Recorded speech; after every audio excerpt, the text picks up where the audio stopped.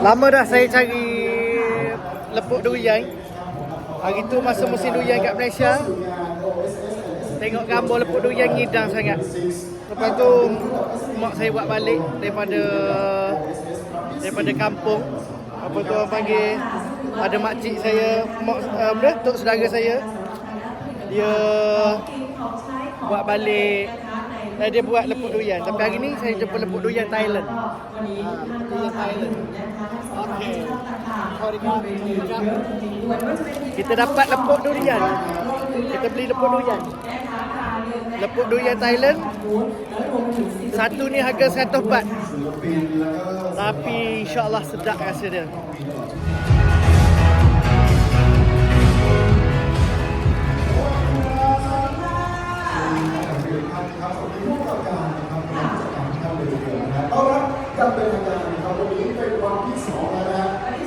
Lắm